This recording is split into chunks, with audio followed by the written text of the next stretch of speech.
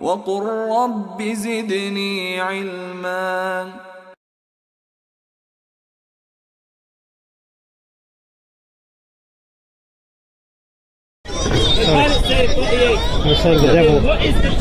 Okay, so you just said that there's only three ways the Quran could be revealed: through God, through it's either from God, from Muhammad, or from the devil. And what I said was, I don't agree, and I used the Christian church as an example, because originally the message that Jesus gave was taken and twisted by the established church through their various councils of Nicaea, Council of Constantinople, Council of Chalcedon, and they superimposed their doctrines over the top of Jesus' teaching, and then they enforced their superimposed doctrines onto the people. And banned everything that differs. And punishable by death or imprisonment. And then they used the state through Augustine got the state, the Roman authorities, to back up his agenda of enforcing his orthodox doctrine on everybody in Christendom. But still, even though he did that, God was able to use the truth that was still in there to bless people.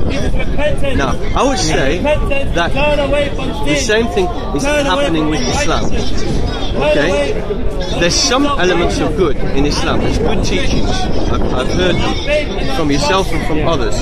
Very good teachings. That Muhammad gave, how you just said, the best thing for a man to do is to take care of his family, and the man who's a blessing to his family is the best amongst you. That is from God. I believe that teaching is from God. Christians like Jay Smith may disagree with me, and he might be able to argue that point. But I think there's a lot of good in Islam, and I see it because I've worked in Whitechapel, and I see a lot of good in that community. But I see also that the devil hates that good.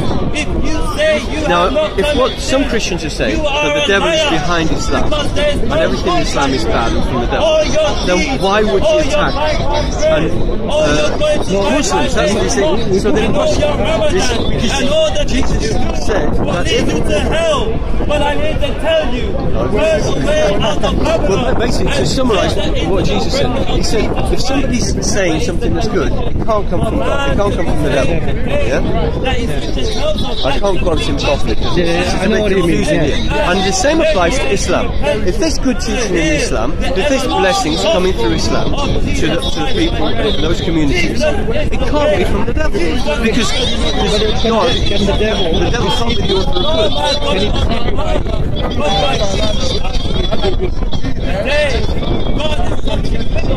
Yes, well, what he can do is he can get me to think that my good doing is going to get me a place in heaven.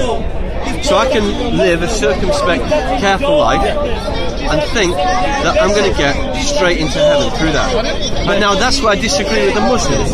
Because Muslims, you would say, God can just forgive sin. Why can't God just forgive sin? But you see, what we understand from the Psalms, I'm not even going to go to the New Testament, from the Psalms, from the writings of David, is, he says in Psalm 85, that mercy and truth must meet together. And then he says righteousness and peace have kissed each other.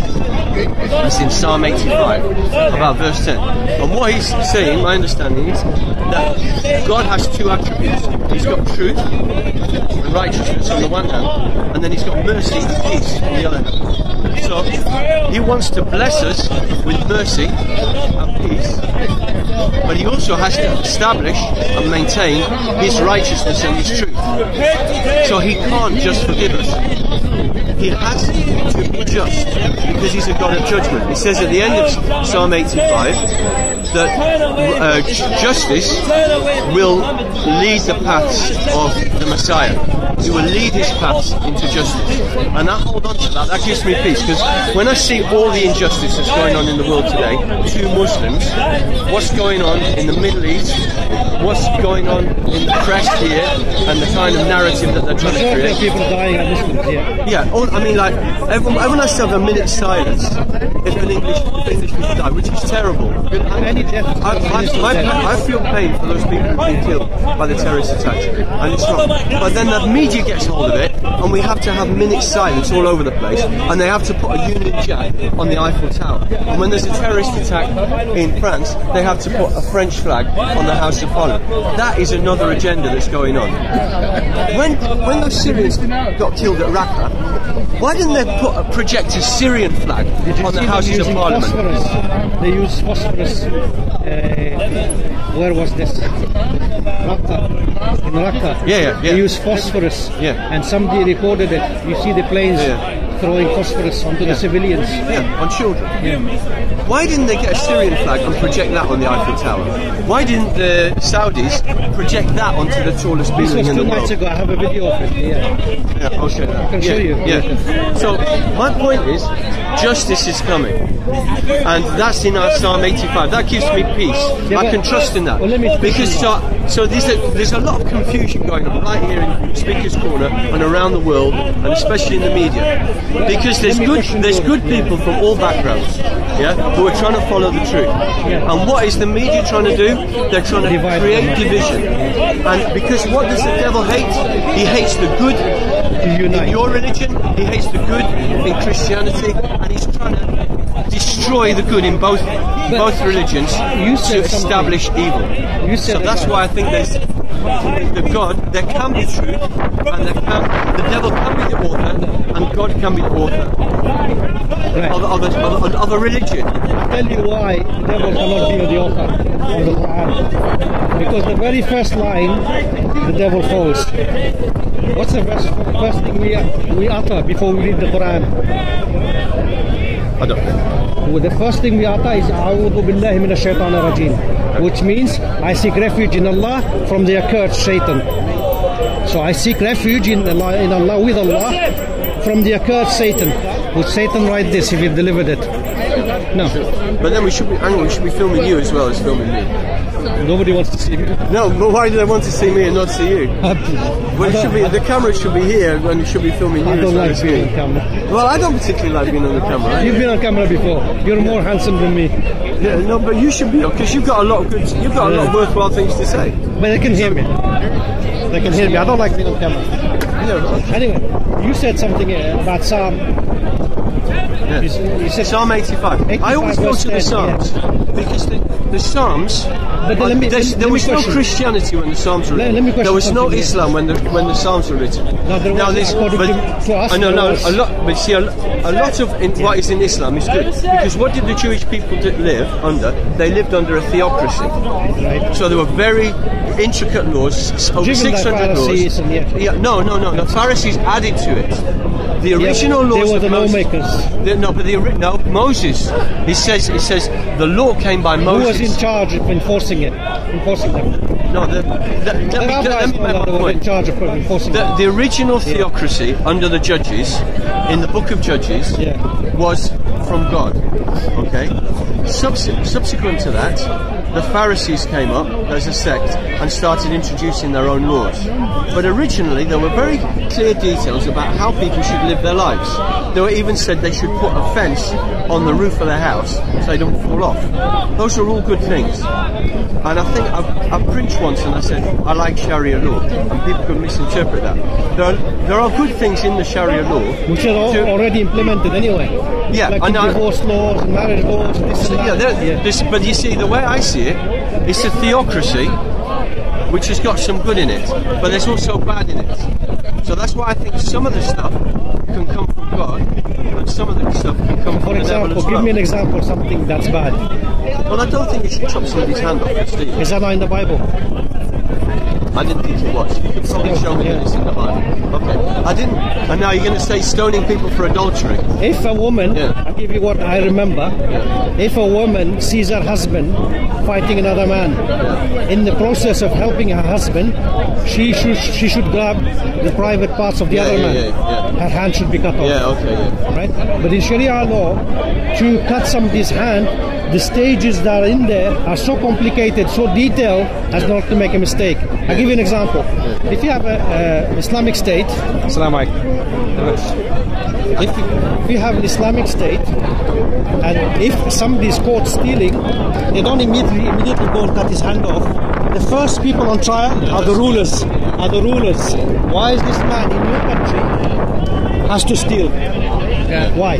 So the rulers are on trial. So what they do in Saudi is not necessarily... No, it's not Islamic. It's not nothing right. to do. That's what I They're doing the right way. And another thing is, if they're stealing, one of the conditions is, if I'm walking with money in my hand, you cannot cut the person's hand off because you're actually provoking him. Tempting him. There's a word. He's a poor guy. But the money, if it's hidden, for example, in your house, in a safe, and this person breaks into your house, goes into that safe, and steals it. Now there is no capital punishment. There's always room for excuses. You always have to look for doubt. For example, you have to. It's one of the basic principles of it. If I'm not mistaken, because the thing is, you can't just say, "Hey, you stole." It doesn't work like that. If I'm walking with money in my hand, and that person, for example, let's say you're kind of so you can't directly see the person's blame, but you shouldn't be walking around. Let's say you have 10 grand, you shouldn't be walking around with it. When the man has nothing. So all these excuses come into play. Otherwise you get mugged. Yeah, and another thing is that at the time of Umar ibn Khattab, a lady came and she was pregnant. And imagine this, she comes to him and says that she is a virgin. To Muhammad? No, to Umar ibn Khattab was one of the companions. The second Khalifa. A woman comes to him, saying she's pregnant, she's saying that she's a virgin. In today's time, everybody will laugh at her. They'll say, no way, how are you a virgin when you're pregnant? However, Umar ibn Khattab listened to her story. He said, okay, how are you a virgin? You're pregnant. And she said, I'm a heavy sleeper. One day when I woke up, I saw an ejaculation over my private parts. Yeah? Now, the story, look, even it doesn't end up, right? But here is okay, it's not a very nice story, but here is the issue. You have to deal with it. The fact that there is that she told that story, you have to take that into account. Because if you give her the capital punishment or whatever it may be, he knows he's going to be on the day of judgment in front of God for not believing the story. You have to believe it. There's no ifs or buts about it. If the lady has told you that story, no matter, you can't come and say, oh, that sounds absolutely ridiculous. No. If there is room for doubt and there's a possibility that can happen, yes.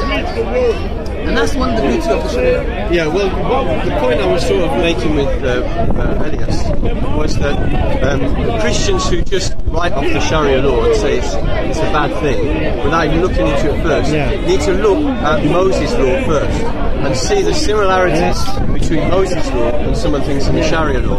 Because what was Moses' law doing? It was creating a theocracy, which was a society that was ruled by God. Yes. And I think the intention of Sharia is to create some kind of theocracy, which is a society that is ruled by God. And we as Christians should acknowledge that as a good thing. Now, we might go into some of the details. I disagree with some of the details, like we've been going into here. Like this one, But in principle, the idea of a law that comes from God that regulates society, I think Christians should acknowledge is a good thing. Because look, where is the adultery? Where's the single parents in that kind of society? It's not going to exist. Or it's certainly not going to exist at anything like the same extent as in a completely free society like we have in Britain today. Sexual freedom, promiscuity and all this. So why aren't the Christians outraged more with the current society that we have in Britain today, which is completely promiscuous and is destroying families? I mean, even in my own circles and my own extended family, we've had these kind of disasters of complete license for people to have sex outside of marriage, to have children, and then all the consequences of all that. Whereas if you have a law like Sharia law, which completely prohibits that, it protects people from themselves because we're weak and we have tendencies to do the wrong thing. So I think in principle Christians should acknowledge that the Sharia law is a good thing because it's protecting people from themselves and from their own excesses. And this is why I disagree with some of the people like perhaps Jay over there, because he just makes a blanket statements where he doesn't acknowledge all the good things in Islam. the good things in the Sharia law, which Christians should commend as Christians, because they show the fear of God, they show acknowledgement of God, respect of God, and they lead to a peaceable society, to happy marriages, happy families, and a happy community. That is what Christians should be acknowledging, instead of hammering Muslims and constantly relating this narrative of, oh, it leads to terrorism, you know. And I think today he's talking about you can use something to kill people, and in those days it was a horse, but today it could be a car. I mean, I don't see the point in that kind of narrative. It's not helping anyone, because to me, some of the things that have taken place are not indicative of what is normal in Islam. Some of these terrorist attacks are not normality. They're very recent, they're a very new phenomenon. You don't find them historically in Islam over the last, however, 1300, 1400 years. So why would we say that that's what real Islam looks like, when it hasn't looked like that for the last 1400 years? It's just a very new phenomenon, which I think is being stirred up by the media. And even objective people are writing into the BBC and saying, you know, why are you making such a big thing out of this terrorism? It's actually exacerbating it. People are dying all over the world for all sorts of different reasons, not to mention those who are dying in the Middle East. That is not made a big deal of by the press. But if something like this happens, it's all over the news. Yeah? It's all over the world. Yeah? Why? Because there's an agenda going on. There's something going on. And we as Christians need to wake up and see that we are being fed this stuff, and we are being controlled. Yeah? And English people need to wake up and see that they're being fed this narrative, and they're being controlled in their thinking, in their conversations, and what it is creating a divided society. Muslims have lived in this society for many years peaceably. We've been living side by side, not just Muslims and Christians, but white people, English people and Asians have been living in a peaceable, harmonious society. This latest agenda is disrupting that. It's disrupting it, and it's doing it very fast, very quickly. And we need to wake up. Some of us, probably Christians and Muslims, need to get together and say, you know what, we don't go along with this narrative. We don't accept it, because it's not true. There's a lot of exaggeration, there's a lot of generalization, and there's no clarity as to what Muslims really believe, how Muslims really live, how they go about their lives, because they're creating suspicion with their headlines. Oh, I don't know how many thousand potential terrorists walking the streets, and then they show fuzzy image of somebody dressed like a sheikh, and so straight away English people are looking at sheikhs or people dressed like that, and they think, oh, he could be a terrorist. It's not difficult to see what's going on.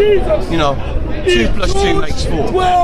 And this is what is happening in our society, and I'm glad for this opportunity to speak out against it, because other people will see that something is going on here which is similar to what happened in Germany in the 1930s.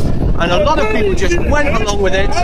Good people didn't say, hang on a minute, we've been living with these Jews for hundreds of years, there's never been an issue. Why all of a sudden do we make a big issue and we have to start smashing their shop windows and arresting them and making them wear yellow stars? Somebody should have stood up in Germany and said, stop, I don't accept it. Well, there were some people. There was Dietrich Bonhoeffer. He was one Christian who stood up, and of course the Germans shot him.